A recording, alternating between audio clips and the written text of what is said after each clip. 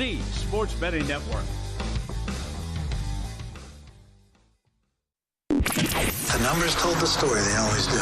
It's one of those idiots who believe in analytics. This is a numbers game with Gil Alexander on VSiN. Good Wednesday morning to you. It is a numbers game at VSiN, the Sports Betting Network, VSiN.com, Game Plus, iHeartRadio, YouTube TV, and of course, Sirius XM Channel 158. I'm Radio's Gil Alexander. That's Radio's Kelly Bidlin, everybody. Producer number 9. So much more than a producer. What's happening, man? Not much. How you doing? I'm good. You have play-in fever yet? I do. That was a heck of a game last night. Felt like it went on for 7 hours. I got to talk to you about that game. We'll talk about both games here briefly, momentarily, and more play-in games tonight, the 9-10s tonight. We are jammed with guests today. Jam. Will Hill joins us, host of the Should Have Bet More podcast. Give all his plays, Major League Baseball, NFL Draft, whatever he's betting. Always a pleasure to check in with Will. JVT. VSiN host, senior NBA analyst, samesies on him. Everything he's betting, including not only the NBA play-in games tonight, if he has a play at either of those two ball games, but also, of course, the series, which now we have established series prices for the 2 sevens as well after last night. Bro, he hit a ridiculous player prop bet. Remind me once we get to the Warriors game. Is this a Zach Edey thing? Yeah. The rebounds? 17-plus rebounds he bet. I don't even know what odds he had. It was at 14... Because Brian Musburger was tracking this as well. I happened to be with Brian Musburger last night at Circa. He was tracking it as well because I think he was on it. I think he said it was plus 180. Oh, wow. Okay. But it was 14 with 5 minutes left in the game, and then Edey just had tremendous, he soared past it. Jason Weingarten from Under a Cloud of Smoke. Raheem Palmer from The Ringer today, baby. Let's go. Talking NBA with Raheem. And our own Mike Somich. We don't get to talk to Mike very often, but Mike's got thoughts on multiple sports, maybe even some hockey thoughts. Yeah. As the NHL playoffs begin this weekend. I love what the NHL does. They finish the regular season tomorrow, and they barely blink, and the playoffs are underway. You know what? I was thinking about this yesterday. I actually kind of like the NBA takes this week. It allows you to kind of reset. I think for the new NBA audience, it allows them to and there is a new NBA audience. Come out of the Masters, get into the play-in games, and then ramp up to the playoffs. For us who bet it all the time, it just gives us a little bit of a break to reset and evaluate these series and everything. But hockey doesn't mess around. Regular season's over. We're starting 2 days later. I love that. And then, we are overbooked with guests. Kelly Bidlin, violation, 15 yards, overbooking of guests. No, okay. I love it, actually, because these are tons of great guests today. Let's start with the play-in games last night, the 7-8s. Both favorites win. Both favorites do not cover. Warriors do not cover the spread. They only end up winning by 5. We'll start with game 1, where it went under, by the way. First game went under, second game went over. But the Magic get it done against the Atlanta Hawks, and the Magic do it behind Cole Anthony's fine performance. The funniest part of that game last night, by the way, the Magic ended up winning this by 25. They were up 22. The Hawks got it within 3, and then the Magic pulled away to win by 25. So it was one of those kinds of NBA games. And Trae Young handled it very well at the end of the game with 2 consecutive technical fouls where he acted like a 7-year-old. Yeah, it's a perfect description. It was great. Perfect description. No, my ball. He threw the ball at one ref, and then he kept it away from the other. I'm leaving. That's right. I'll see you on Friday. Cole Anthony and Anthony Black off the bench combined for 42 points, 9 assists, 7 rebounds on 66% shooting. That's pretty good. Yeah. The most comical part of this, the play-by-play guy, Brian Anderson, when Cole Anthony had a particularly awesome stretch during the third quarter of this as they were building the lead back up. And as they were going to commercial break, as the Hawks, where they had to call timeout on one of these Cole Anthony flurries, and I think it ended with a beautiful pass to Wendell Carter for a jam. And Brian Anderson into break goes, Cole Anthony has arrived. And then there's this pregnant pause, and he goes, in the play-in tournament. I just out loud, I'm laughing. I'm like, he had to catch himself. So the Magic advance, and the Magic take on the Boston Celtics in a best-of-7, 7-2 series in the East, where the Celtics are huge, prohibitive series favorites. And I guess I'll wrap this one up quickly by just asking you. Season series, Magic actually beat the Celtics 2 out of 3, but in the 2 games that the Magic won, there was no Tatum in the first, and there was no Tatum, Brown, or Holiday in the second. Yeah. And the Celtics beat them by 27 in the game that they did have those guys. Minus 6,000 on the Celtics, 16-1 on the comeback for the Magic. Is there any bet here? Would you bet the series total over 5.5 games is plus 320? So this is either what the market is saying is sweep or gentleman's sweep. Yeah, I think it's most likely Boston 4-1. You know what? I'll go more likely 4-2 than 4-0 though. Oh, how about really? that? I'll go that. The Magic, we've seen this team and this core give this Boston team some trouble over the past couple years. And the bigger thing to me, Gil, is Jaylen Brown. There's some questions about his knee and the health of the knee right now, and early in the playoffs with a team that's expected to make a deep run, right, you can be cautious with things like that. So even if he's not all that injured, maybe they limit minutes, maybe there's, a game missed or two from Jaylen Brown. Just something to monitor. I wouldn't be rushing to bet Boston 4-0 like they're going to sweep the Magic. Absolutely no problem. I think last night was a good example of what you can see out of this Orlando team. They're going to play tough on defense. They're the best team in the league and have been for about the past 2 seasons of limiting three-point opportunities and limiting three-point success. And we know that's what Boston likes to do and how they win games. So I wouldn't surprise me at all if Magic gave him trouble for a game or two, but that, I think realistically, that's probably all we're talking. I was surprised to see the opening game 1 line at 13.5, and then it actually got bet up. Yeah. It's like 14.5 now. Over 2 touchdowns. Celtics, by the way, to win in 6, just to follow up your little talk there, 6-1. Yeah. Celtics to win in 6. And then there's the dub show. The Golden State Warriors win the 7-8 game out west. They beat the Grizzlies, but they only beat them by 5. Spread was 7 in the end. 6.5, I think, is where it closed.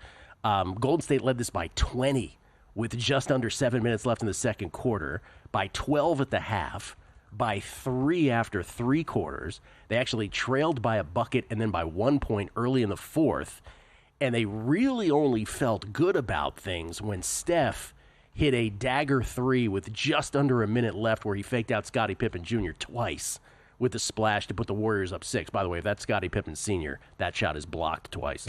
Yes. Just to make a generational call there. But anyway, the Warriors go. Be like your dad. Be better. Yeah, be better. Be legendary. Memphis, though, it wasn't over, though, because Memphis did get a chance to tie the game, getting the ball back down 3 points with 5.1 seconds left. Was it 5.4 or 5.1? I have 5.1 here left in the game. And a 5-second violation called. Santi Aldama was inbounding the ball for Memphis. Didn't feel like a 5-second. I don't know. That whole end of that game, by the way, they call the 5-second violation. That was Katie barred the door, and the Warriors win it. What a strange.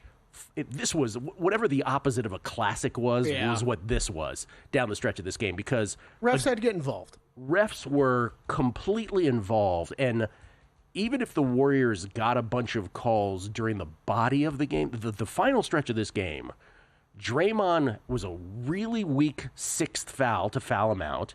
Podziemski totally blocked that shot late just a beautiful block. Mm-hmm. And then Looney gets bizarrely called for a foul when Moody corralled that rebound and he's on the ground. We couldn't even tell watching on the big screen without the audio, like, what are they calling? And then, conversely, that 5-second violation of the Grizzlies felt to me more like a 4.6-second violation.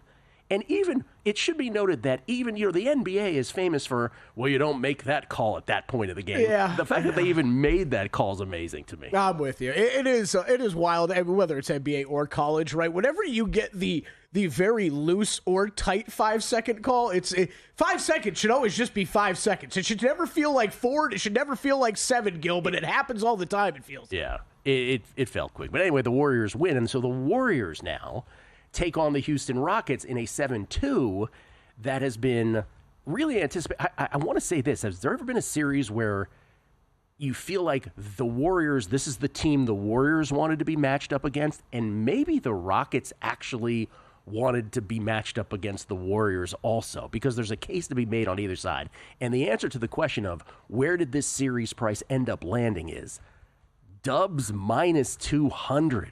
Rockets, the 2 seed, plus 165 as the dog. Let me just say this for what it's worth. Season series. Warriors won the season series 3-2. They won in November. They certainly didn't have Butler then, and they didn't have Curry in that game. And The Warriors won 127-121 at Houston. Hield had 27, Kuminga had 23. Then in December, the Warriors won again. They didn't have Curry or Green, let alone not having Butler then. They won by 6. December at Houston, this was an NBA Cup game. Remember, there was weird officiating at the end of that game, and Steve Kerr got all angry, and Houston ended up winning by a point. Warriors won again at Houston. Curry and Butler now together in February. They won at Houston by 7. And then this past week, right, so the Warriors up in the season series 3-1.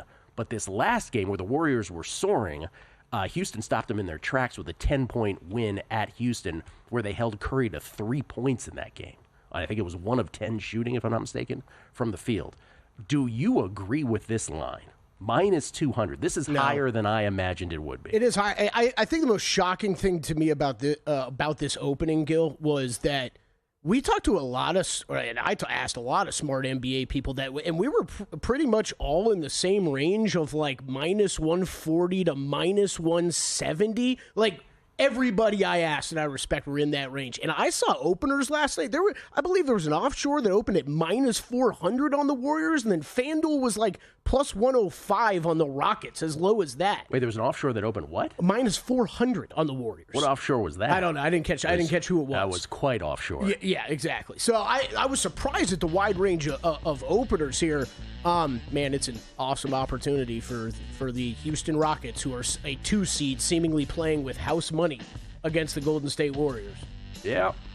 It is the Warriors, though. I'm not running a bet either side, though. No, it's a little higher than and I'm a Warriors guy. It's higher than I would have imagined. We will, of course, revisit this many times on the show today with our guests, beginning with Will Hill next on A Numbers Game at VSiN, the Sports Betting Network. Time. There's nothing more valuable. It's what drives everyone to make the most of every moment. We celebrate living large in the now. In a city where time disappears, we create experiences that electrify the soul and memories that will last forever. We go big, we go all night, and here, everyone is invited. So get loose and get loud. This is Circa. You'll have the time of your life. So, Paulie, have you had a chance to read the VSiN Daily yet? Yeah, came in at 3 a.m. What's Bill doing up that late? Well, rumor has it starts off with a 12-hour meditation session. Then he just pours himself over film and live TV, really focusing and taking it all in. Bill's in with the biggest insiders, talking trade secrets, strategies, the whole nine, absorbing the info. And then and only then can the writing process begin.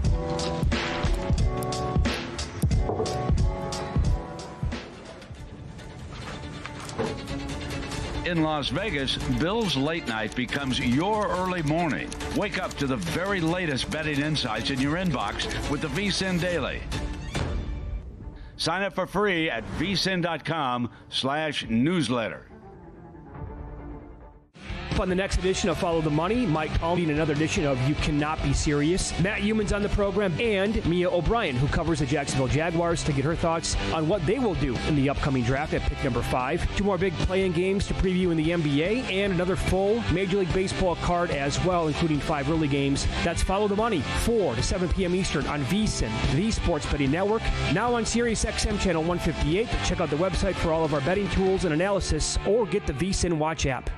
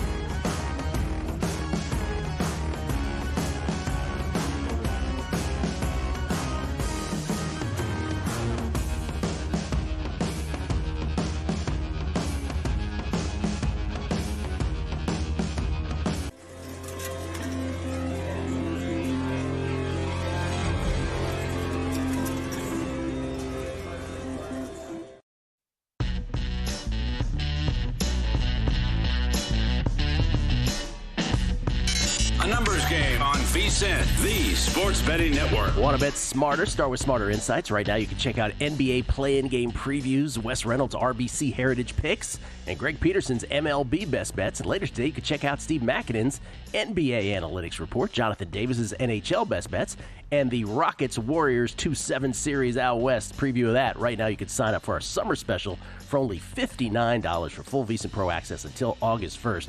Just head to VSiN.com/subscribe to sign up today. That's VSiN.com/subscribe. We went through a whole bunch of tweets last time this guy was on, and we kind of gave him short shrift. And by we, I mean me. So I'm not going to do that again. Ladies and gentlemen, a full-fledged segment with our buddy Will Hill, the host of the Shoulda Bet More podcast, and, of course, the star of the Megapod, and Chris Felica's podcast empire over there at Fox Sports. He comes to us courtesy of the Progressive Guest Line. You can follow him on Twitter at @NotThe, that's with 2 E's, Will Hill. Where are you coming to us from today, Will? Cary, North Carolina, Gilly. Beautiful down here. Great weather. Had to come here for a wedding and just turned it into a little mini vacation. Came here a few years ago too. My wife's side of the family has some. Family down here, so nice to get away. I guess it's really cold and like snowy back in Connecticut, so it's gonna be a little warm when we get back as people get the. Appreciate getting the weather report here, but yeah, good to get away for a few days. But was able to bring all the equipment, still able to bang out some work, so excited. Will's down there trying to get some lorazepam. He heard there was some down there after watching White Lotus, so that's why he's there. Okay, we don't know you necessarily as an NBA guy first, but we do know that you bet everything, and you are all in on a lot of NBA bets here. Walk us through some of these, because I know you have some exact series prices as well that you're looking at. I'll start with Warriors Rockets like you guys. I was surprised. I was really surprised this opened -$2 or is -$2. I was thinking Warriors maybe slight favorite, maybe $1.30, $1.40, maybe that's a little high. To see -200 is surprising. Now, part of this, I have some Warriors futures. Part of this is a mini hedge. I like the Rockets plus a game and a half. I just worry from a Warriors standpoint that the Rockets have a edge in athleticism, physicality, size, offensive rebounding, and how much can Curry and Butler, Draymond, how much can the big three do over the course of a long series and not get worn down and not get beat up? You know, if there was ever a prop on over-under for ejections in a series, I would look towards an over here. I could see Draymond get thrown out of one of these games because Houston is a very physical, very feisty team. Their coach is feisty. Their coach is talking trash to Kerr and Curry, telling them, hey, stop whining. So this could get ugly. This is, this has been a great rivalry with different iterations of at least the Rockets, which speaks to the Curry and the Warriors, their longevity, their ability to, withstand the test of time here. I do think ultimately the Warriors win just because they do have Curry. They do have the experience. I'm going to go with the rare road team wins game 7, but I think this is a tough series. I think what helps Golden State too is they play on Sunday, and then Wednesday, then Saturday. So there's a little bit of a break here where Golden State could use a break. It's an older team. They've looked a little gassed down the stretch. So I think taking the Rockets plus 1.5 is a nice hedge. And I also think it's the right side. So I think we're looking at a long series here. Rockets plus 1.5, and you did say you are taking the rare Warriors to win on the road in 7. That would be around plus 550. That's the price we're showing at DraftKings. I mean, I have the Warriors. I have a nice number on the future, and it's funny how you fall into these sometimes just for the wrong reasons. I thought they were going to get Durant, and from all accounts, the Warriors agreed to it, the Suns agreed to it, and Durant just squashed it. So I have a nice number on the Warriors, so I don't know if I'll double down and add them winning the series, but I will take the Rockets plus a game and a half, and I do think this has a good chance here to go 7. And with life on the line, I would still pick the Warriors to get through. I did play Boston-Orlando game 1. I took the Magic under team total 94.5. I'm curious what Kelly thinks, because Kelly, I had you on a week or so ago on my podcast, and you said you were looking forward to the series, which I understand. Orlando's giving them fits. I just don't know if they can score. Outside of Paolo, I mean, Boston just doesn't have anybody they have to double. They can just say, you know what, Paolo, shoot the ball 30, 40 times. Do whatever you want. We're not going to help off anybody. I know Orlando shot the ball last night and got some outlier performance from some of their shooters, but this is an awful shooting team. They're going to be on the road. So I played Orlando team total under 94.5 game 1. It's only up at DraftKings now, so you don't have the ability to shot, but I didn't want to not lock myself into something and then it moves and opens up 92.5, 93.5 other places and you miss the 94.5. So I did play the team total under 94.5. What are you talking about? Brian Anderson proclaimed that Cole Anthony arrived in the play-in game. I love that part.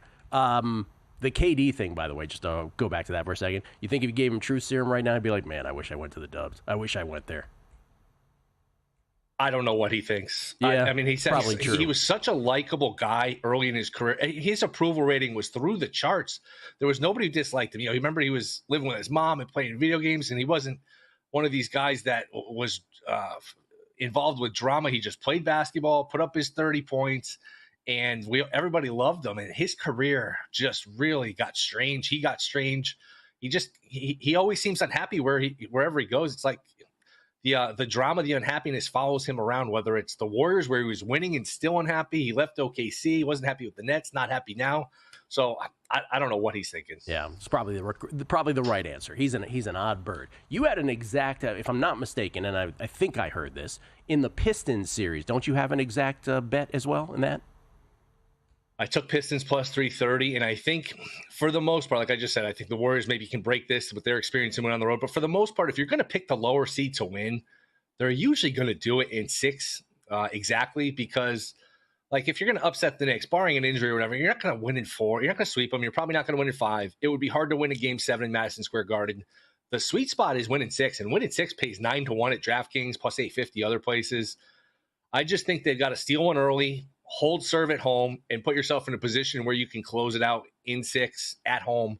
And I think they're live here. They went 3-1 against them in the regular season. I know it's dicey trying to take what happened in the regular season and apply it to the postseason. I get that. But I think the Knicks are really good. They've got a legitimate star in Cunningham. They're going to have a really good home court advantage. I think the Knicks are certainly flawed defensively.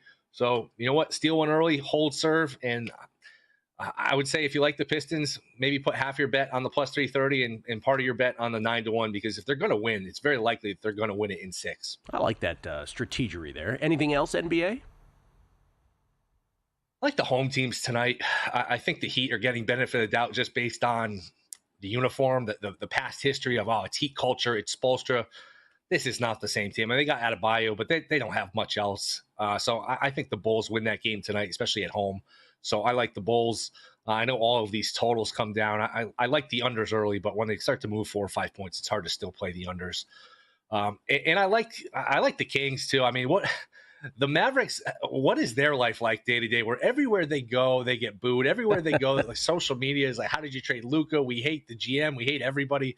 Their fans are miserable. That's got to be a miserable experience to be the Dallas Mavericks. Couldn't you sense there being a little like 1-2-3 Cancun with them tonight and just say, you know what, this has been a disaster of a season. Let's just get the hell out of here. If they get down 10 early, it's exit stage left. So I think the Kings roll at home here tonight. I question what kind of effort we're getting here from Dallas and what has been just a disaster. It must be a disaster day to day these last couple months. And you remind us with 1-2-3 Cancun, it's the last playoffs with the TNT crew inside the NBA, man. It's going to be sad. It's going to be sad this postseason. Okay. But they're staying, right? They're going to ESPN, I thought. Is that a done deal? I thought so. I don't know. I don't think all of them. Yeah, I don't think all of them are going. Yeah, I don't think it's necessarily intact, but we shall see. Time will tell. Where are you, real quick, on the NFL draft and what has been a very weird sort of NFL draft run-up in terms of what has been available, what you like being really all that sexy because you have to lay a lot of juice. Do you have any bets thus far? I can't remember the last time I've had this few bets this late in the process, which I'm okay with. I mean, you start getting in a situation where you're chasing information and you put yourself in a position where it's hard to bet every piece of news. So it's kind of been a blessing in disguise that not much has been offered. The one thing I did add this week, Raiders to draft a defensive lineman with their first pick at 10-1, just because I heard the Bear, I heard Chris Fleek on with you either last week or the week before. He's talked about he doesn't buy the idea that Genty is going to be their pick. And he's odds on to be the Raiders pick, just with how deep the running back class is, how much stuff the Raiders need. So if you don't think that Genty's the pick, I just think that there's a chance they go best available player and they get a defensive lineman or a linebacker or something like that. Those pay good prices. Defensive line pays 10-1. I think linebacker pays 7-1. Like you said, there hasn't been much available. So it's hard to sit here and get into stuff and try to read the tea leaves and stuff when there's not much you can really bet, but there's starting to be which team can draft what position, over-unders, a little more started to pop up offshore, things like that. But it's not been the same. I don't know if it'll ever be the same. The books just don't have the appetite to book this stuff. They lose on it. That's how they operate. They take their ball and they go home. So I don't know. I feel like the draft betting, the toothpaste is out of the tube. I don't know if it's ever going to be as good as it was. Real quick before you go, any baseball today yet? Blue Jays, Braves under 4 in the first 5 here. Strider is back. He looked great in his rehab outings going against Bass, who's been pretty good. So under 4 in the first 5. It's like minus 118, minus 120. You got to pay a little juice, but I think we get a low-scoring start here, Blue Jays and Braves. Will Hill, everybody. The podcast is called Shoulda Bet More. Man is great. Man is great at what he does. Thank you, Will. Appreciate it as always. All right, see you guys. Thanks. Will Hill from North Carolina at Not The Will Hill. JVT's got his NBA thoughts. We will get them in volume next. It's a numbers game at VSiN, the Sports Betting Network.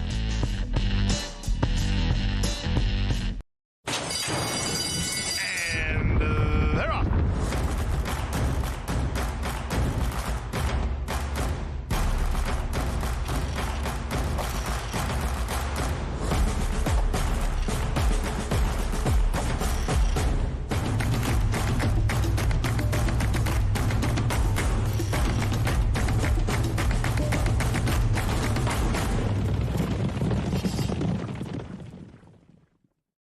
Masters to the Derby, playoffs to the draft. We have your summer covered with a VSiN Pro subscription for just $59 until August 1st. That means expert picks for every major event, exclusive betting splits from DraftKings and Circa, 24/7 video access on the VSiN Watch app, as well as betting guides for the Kentucky Derby and the NFL. Sign up now at VSiN.com/subscribe for just $59 and join us on the Sports Betting Network.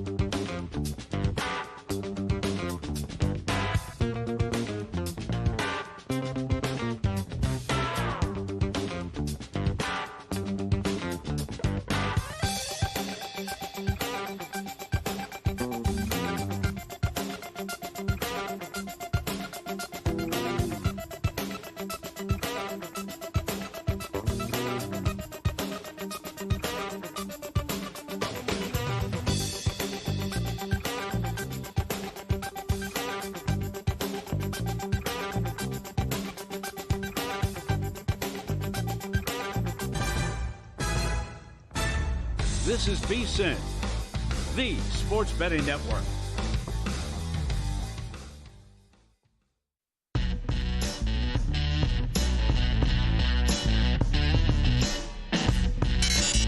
postgame on VSiN, the sports betting network. Profit X is offering the best odds all baseball season long. Profit X is a peer-to-peer sports exchange available in 40-plus states. The first of its kind in the U.S. You'll be able to make your sports picks against other groups of fans rather than against sportsbooks. Exchanges guarantee you the best odds. That's the best odds on average by 10 to 20%. And I think, quite frankly, they're being conservative with the 10 to 20%. You could even request your own odds. Download Profit X today with code VSiN and earn up to $200 in profit cash over your first month. I usually end some of these promos by saying, check it out. I really mean it. Check it out. It will be worth your time. Profit X. Skill Alexander. We get tweets at Beating the Book. Always appreciate the feedback. Bo Murphy. Are you going to have Mark Borchard on again for any more parlays soon? And he has the Dave Chappelle character that's always scratching his neck, fiending for something, if you know what I mean. Apparently he hit his Arizona-Philadelphia parlay yesterday. Is that what that's about? Yeah. I think so. Sure did. We will. Mark Borchard, weekly guest here on the show. I can guarantee you Mark will be back. I can guarantee you'll have parlays. That's right. Scola said, I believe JVT said plus 750 on the ED prop. We'll get to JVT here momentarily to confirm that on the rebounds prop. Jason H11 said Mitch Moss laddered the ED rebound props last night. Well, well, we're going to hear from JVT. The text message I received, though, was as high as it would go. It was 17 plus. So that would, of course, be the Warriors' right Achilles heel, is defending a big man down low. Fred Currier, 15-yard penalty on overbooking guest. Is that an automatic first down? Yes, automatic first down. Much to the chagrin of the Detroit Lions. It's an automatic first down. Jamie Leva, did I hear a Guy reference this morning, Gil? This show is my jam. Have a fantastic day, gentlemen. Yes, you did. Thank you. Somebody out there got it. Guy, original album. Debut album from Guy. 1988, Kelly. Which guy? Teddy Riley. Aaron Hall. Wet Willie Colon. Can't imagine. By the way, I say Wet Willie Colon, and everybody corrects me. It's Wet Willie Colon. It's like Bartolo Colon's brother or something. Says, can't imagine Dubs fans feel great after last night. Jimmy and Steph have to go nuclear to beat a very average Grizzly team with a banged-up Morant and Sharman soft Triple J shooting 6 of 15. I think a lot of people probably feel that way. It's an interesting point. I think you saw Memphis deploy some tactics as well that we're going to see Houston do even better, where it's, I mean, look, it was, hey, we're going to make Jimmy Butler and Steph beat us. They did. But, I mean, you got a lot of guys on the court for Golden State that can't really shoot. Memphis chose to leave wide open, let Gary Payton shoot all night long. You're going to see Houston, I think, take that same approach. Shrek McPhee doing a Carlitos Iga parlay for Stuttgart and Barcelona plus 385. I will not in any way say that's a bad bet. Chad Lee wants to know, is a Beating the Book investigation in order? Golden State minus 400 series price? Where was that mystery shop? He said the bettors demand an answer. I don't know. I just got it texted to me last night. Oh, okay. Sorry about that. Stuttgart. Very poor numbers game investigation. And Jason Stark just letting everybody know, or letting Will Hill know, just some light flurries this morning in Connecticut. It was 70 yesterday, though. JVT joins us, ladies and gentlemen. Jonathan Von Tobel. He's our senior NBA analyst. Joins us courtesy of the Progressive Guest Line now. You can follow him on Twitter at MeJVT. John, how you doing, man? Pretty good. Very excited for the postseason. Saturday is going to be great. My in-laws come in on Friday, which means I get to pass the buck off of being a child and rearing children over to said in-laws so I can watch basketball all day. So I'm very excited. Yeah, I saw John last night. I met his lovely wife, and I said to him, I go, you know you have 2 kids back. He's like, no, they're taking care of it. I thought he forgot about him momentarily. So they're all well taken care of. One watches the other one, right? That's right. Right, John? Isn't that how it works? Correct. Yeah. 4 eyes are better than none. John, what about that Warriors-Rockets line? And what about the comment made by our listener who was like, hey, Warriors fans can't feel too good about that, yet they come out there minus 200, $2 favorites against the Rockets. What say you about that? So I think it's a little too high. I thought this was going to be like minus 150 or so in favor of Golden State. I do think that there are some flaws with the way the Warriors are constructed that the Houston Rockets could take advantage of. We've now seen in 2 straight standalone games, as we kind of knew going into those anyway. I don't know if you guys know this. The Warriors are small. They are very, very small. And Alperen Şengün, I think, can have a very big series when you're talking about attacking the glass here for Golden State. But they have been dominated on the glass in 2 consecutive games. They have given up high second chance opportunities to both of their last 2 opponents. And, of course, the common thread being that there is a very big man at center for both of those teams. And they get another good center here in this series in Alperen Şengün. They have Amen Thompson to kind of hound Steph Curry. He did a brilliant job in that game coming up on 2 weeks now ago in that matchup where the Rockets went out and won that contest against Golden State. I just think that the Rockets are match up better and are much more competitive than what this series price would indicate, given the flaws. And I thought Kelly made up a very good point, which is the thing that I voiced when this team first got together, and I still think is the thing, which is at any one point you're probably playing like 3 non-shooters, Steph Curry, and then like a half a shooter that you got to respect. Yeah. And in a very good defensive team that is very well coached by Ime Udoka is going to really try to pick at that scab, if you will, and allow that to happen. So it's not that I think the Warriors are going to lose this series, but I think that this is a long and tough series for Golden State. And I think the probability of the Rockets winning that series is larger than what the market would indicate. So value on the series price, and then subsequently value on, plus 1.5 games and 2.5 games for the Rockets in this series too. Would you make a bet, and how would you make it if so in the Magic Celtics series? That one, not so much. I think this could be one of those series where it's actually somewhat similar to that Indiana series last year for the Celtics, right? Where it was just a hard-fought sweep for Boston. I think the Magic are very good on defense. They're a very big team. They're long. They can force turnovers. They can guard the Celtics relatively well because they have the comparable size and athleticism to do so and to make this thing into a grind. But guys, like the math battle is just too much, I think, for Orlando. You're talking about a team in Boston that takes a ton of threes, makes a ton of threes. Magic are bottom tier in both takes and makes from beyond the arc. I just don't think they're going to be able to keep up, and they walk into each game with a massive deficit to overcome in terms of just average makes per contest. And I think that plays out in a relatively short series. In a series like this, if you wanted to go Boston in 4 at about, what is it, plus 110 or something like that? I think you got plus 105 there. I'm blind without my glasses. Plus 105. 4-1 there as well. I think that's how you're attacking this thing. I think this is a relatively short series for the Boston Celtics to get this thing done. By the way, back to your Şengün point, I just went over the 5 games this year against the Dubs. Double-double in the first, 16 and 8 in the second, and then the last 3, 26 and 10, 10-13, 19-14. I think the crazy part to think about with this, John, is not only that, we've seen them rolling out the double bigs towards the end of the season, Steven Adams and Şengün on the court at the same time. It's just, I don't know how much. Sometimes we think of smaller teams playing bigs off the court, but if you have guys that can't shoot or you're okay leaving open to shoot, fine, they can roll those bigs out there without an issue. So it's going to be really interesting to see how these teams choose to match up with each other. All right, John. Yeah, go ahead. I'm sorry. I just wanted to point just really quick. And yesterday, too, there's a really good example. Is like if you have a better team in terms of being able to offensive rebound and in terms of being able to generate those second chance opportunities and take advantage of them, you can really make hay. Yesterday, guys, the Grizzlies grabbed 40% of their missed shots. That's an insane rate when you're talking about that. If you look at offensive rebounding rate, and I think the Rockets are really going to be able to do that. And yet, if Jimmy the Greek had that column, the old NFL Today column, at the bottom, instead of intangibles, he'd have awesomeness, and the Warriors would have a big check mark under awesomeness. Jimmy Butler's incredible. He's just incredible. Anything tonight in the 9-10s?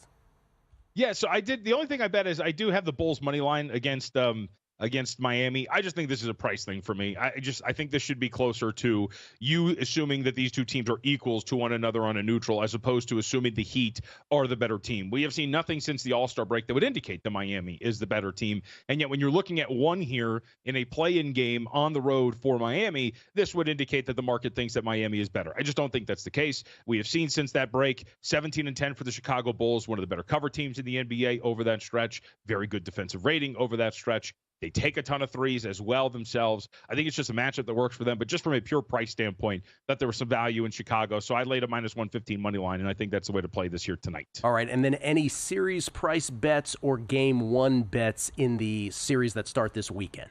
Yes, at the risk of I've now brought up the Clippers many times, and my background has gone dark, so please let's not do this. But I did. How about this? Bet the Clippers to win the series at plus 130. We have flipped here.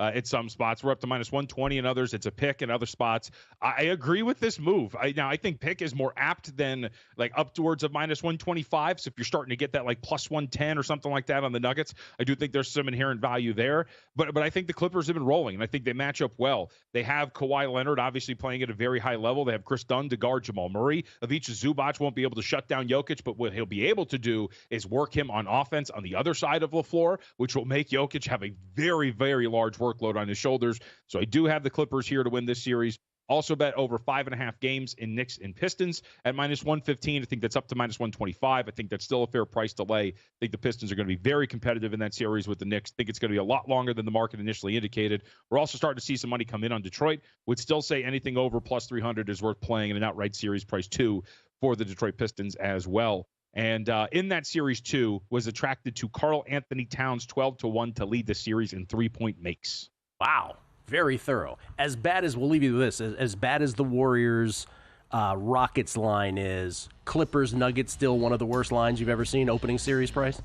Oh, yeah. I mean, some spots open minus 190. That was pretty crazy. Yeah. Nuts. John, thank you. I appreciate it, sir. Yeah, you got it, guys. By the way, Edie was plus 750 for 17 plus rebounds yesterday. Plus 750. Confirmation. Thank you, John. Appreciate that. At me, nice. JVT from Jonathan Von Tobel. Jason Weingarten. All his bets next. In the heart of downtown Las Vegas, a sports oasis awaits. Stadium Swim, the ultimate outdoor amphitheater, built for the ultimate sports fan, with a colossal screen that brings the game closer than ever. Reserve a daybed, private cabana, or lounge in the center of it all. 6 pools to dive into as the game heats up. And the best part, there's never an off-season. Open 365 days a year. Stadium Swim, it's always spectator season. Elevate your sports betting game with VSiN's exclusive betting splits. Stay ahead with real-time market trends and track bet percentages on any matchup. Then uncover the edge by comparing them to the amount of bets placed to find out where the sharp money is headed. Upgrade to VSiN Pro to access betting splits, live odds, line moves, power ratings, and in-depth game analysis. Go to vsin.com/pro to join VSiN, the sports betting network.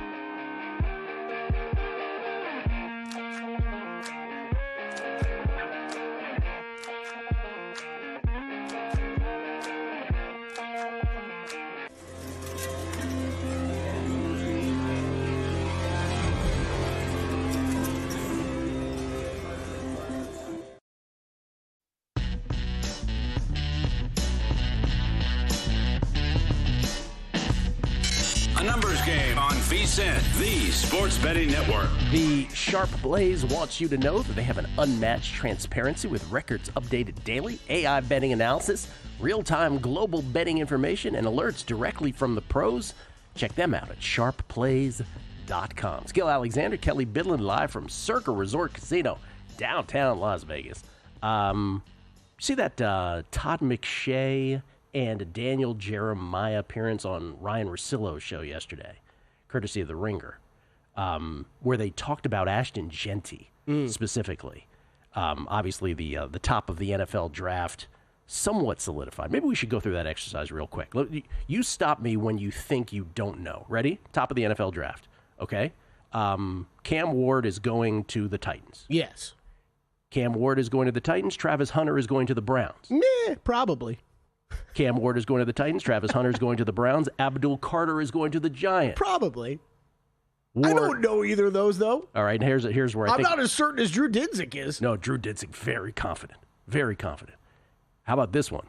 Ward 1 to the Titans, Hunter 2 to the Browns, Carter 3 to the Giants, Will Campbell, offensive lineman 4 to the Patriots. Yeah, I actually think that one makes a lot of sense. Then how about Mason Graham, defensive lineman, Michigan, to the Jaguars at 5? He's the name that's been attached to a team for probably the longest, right? Yeah. Maybe outside of Cam Ward. So about Ashton Genty, who is, yes, to answer your question, Ashton Genty, who is, some think is going to the Raiders at 6. McShay yesterday, I thought it was, you talk about like a strong take. He thinks Genty, his quote was, would be a top 10 pick. Remember, his draft position is 9.5. He said Genty would be a top 10 pick in any draft. I was like, wow, that's stronger than I've heard anybody on Genty. And Daniel Jeremiah backs it up by saying he has Genty rated as the 3rd best player on his board, and Tyler Warren, a tight end. We're talking about a running back and a tight end. Yeah. And Tyler Warren as the 7th best player on his board. Now, that doesn't mean Jeremiah was a lot less. I thought he was choosing his words carefully, because just because he has them 3rd and 7th doesn't mean they will necessarily get drafted as such. For your positional value comes into play. Because Jeremiah's point about Genty was, but if you draft a running back, you want, like the Lions did with Jahmyr Gibbs, you want your pieces in place. Yes. You want your offensive line solidified so that you maximize the already short arc of a career of a running back. So I just thought that was an interesting exchange where they're both super high on Genty, and in the case of Jeremiah, super high on Warren. And where have we gotten to the point? This makes this draft even more interesting, where we have a running back and a tight end that highly evaluated, yet will the Raiders have the onions to draft a running back at 6 when they are not the Lions in terms of their offensive line? Yeah, I mean, me and you both think they should go elsewhere. We'll see. Most of the draft experts have him, I would say, top 5, top 3 on their big boards. That's what I've consistently seen. But it's a running back. It's a running back. I think that matters. I love Ashton Genty, but I never, and I've said this before on the show, and I could be way wrong, I never thought he'd be a generational running back in the NFL. Yeah. Just based on size, based on level of competition in college, I could be very wrong. Question. I mean, that's fair questions. By the way, series prices coming down. Warriors, we've seen -165 and -170 a couple places now, so that makes sense. And how about Clippers? -133 over at Bet Online right now. So that's almost a $1 mistake now. Yeah, almost. A $1 move on that from the Nuggets being 165 in some spots. That's amazing. Jason Weingarten joins us now from under a cloud of smoke somewhere in Southern California. Comes to us courtesy of the Progressive Guest Line. You can follow him on Twitter at Spreadopedia. What's happening, Jason? Good morning. How's it going? How you doing, man? Have you made any NFL draft bets? No. I have less access to a lot of these props at offshores, so it has been less of my I've paid less attention to it. It's just not really my thing this year. To your point, the bookmaker, the bets that I made at Bookmaker yesterday, the ones that I added yesterday, they're gone already. They're not even up this morning. Yeah, because you have shops doing that too, right? Yeah. Posting and then pulling them down. Yep. So it's super frustrating as well. How about the NBA playoffs? I know you're not necessarily an NBA guy, but have you bet anything? I bet the under in the the Hawks game last night, so I had a little bit of action, just mostly for my own entertainment. I am interested in the Lakers in the first round. I think they get it done against the Timberwolves. I'd like to see LeBron make one more run, but I don't really have any particular insight into the NBA playoffs, unfortunately. Just clarifying, not a Lakers fan? Not a Lakers fan? No, not a Lakers fan. Okay, just clarifying. All right, baseball. What do you like today? I like Padres. Padres minus 115. Guardians plus 111. And Spencer Strider making his season debut against the Blue Jays. Braves really need him right now. Minus 138 for the Braves today. I like Strider. His last tune-up in AAA a couple days ago, he had 13 strikeouts in 5 innings. So looks like he's ready to go. I think 138 cheap for Strider today. Would you put any down on Strider to win? I mean, we're still in April, right? Anybody can win any award. Are you interested in any Strider money for Cy Young? 20-1 sight unseen? 20 is probably pretty low. I think you could easily get 25 or 30 if you look around. I did mention Hunter Green last week. He was still double digits. He's the second favorite now, down to 370. So kind of happy with what I'm holding there with Hunter Green right now. And Yoshinobu Yamamoto, his numbers come down a little bit. He's 12-1 at FanDuel right now. So I don't know. I mean, if I was looking for another guy, he'd probably be pretty high on the list of guys I would want to bet. But I have at least 3 Cy Young tickets right now, so probably good. Mostly those, yeah. Rockies Dodgers series. I'm a little surprised. I've been saying all week that it didn't get up to like $4, let alone $5. But I'm surprised that it didn't get up to $4. The run lines coming home both nights. Was a little more dicey the first night than last night. Should this be an auto play? By the way, it's only minus 285 on the money line tonight. Should a run line bet be a auto play? Going up a little bit. See Bobby Miller, I think, making his first start of the season tonight too. Don't really love laying 300 like that, minus 300 on a guy making his first start of the season, even if it is against the Rockies. I did bet the run line last night. I see it's a little pricier tonight, not much. Yeah, I mean, if you start making it a habit, you're just going to bet the Dodgers run line every game. You're probably going to keep doing it. I don't know if it's necessarily any value. It's probably pretty accurately priced at this point, but it's not going to stop people from betting it every day, myself included. Well, I'm not saying every night. I'm saying every night they play the Rockies at home is what I'm saying. Just because the Rockies are so offensively anemic, it's historical at this point. Yeah, it's noticeable. It's definitely a thing with the Rockies. They have some problems, but no, I mean the Dodgers. It's a good bet. They're just a strong team, top to bottom. It's a really good team. Any other bets in baseball today, or was that it so far? That's it. I bet a little bit more on Roki Sasaki to win the Rookie of the Year. If you've been following the Rookie of the Year race at all, he kind of jumped out to 5-1 or drifted out. Now he's back to about plus 230. He's the favorite again. It just doesn't seem like anybody in the NL Rookie of the Year race has really separated themselves yet. So there's definitely still some value there. The rest of the markets, you see pretty short favorites already. And then there's Aaron Judge. He's already minus 200 for the AL MVP, which is a little crazy, but I kind of get it. If it's not Judge, though, and again, it's April 16th, for God's sakes, right? What's the bet you would make? If I said you must make an AL MVP bet, what is it? Man, I'd have to go farther down the list, probably to the outside of the top 5 or so. I still like Jose Ramirez, 45-1. He's a guy I think fits the profile every year and just never gets kind of the respect he deserves at the end of the day. Other than that, maybe Corey Seager, because I love Corey Seager, but I don't know. Mike Trout's still almost 20-1. He's playing pretty well, but I don't know. Aaron Judge just got a hold on the narrative, and it kind of weird. Team that has surprised you the most in the early going, either to the good or the bad, that you think is most ripe for regression? The Angels have surprised me. They've played better than I expected. They show up and are competing every day. They're actually in second place in the AL West right now, so congratulations to them. I think they've been probably one of the teams that has impressed me the most because I expected nothing out of them. But the worst team, I will tell you, I said this last time, and I'll tell you it again. It's the Pittsburgh Pirates because they're not committed to winning. Top to bottom, their organization is staffed by people that aren't committed to winning, and that makes you a loser. And that makes you a loser. Interested in, what was it, 28-1? 28-1 for worst record? Yeah, I mean, they can get there. They really don't have much outside of Skeens, pitching wise, and they're not committed to getting talent. So sure, I don't mind that. Jason Weingarten, everybody. Thank you, Jason. Appreciate it. Little RBC Heritage Golf on the other side.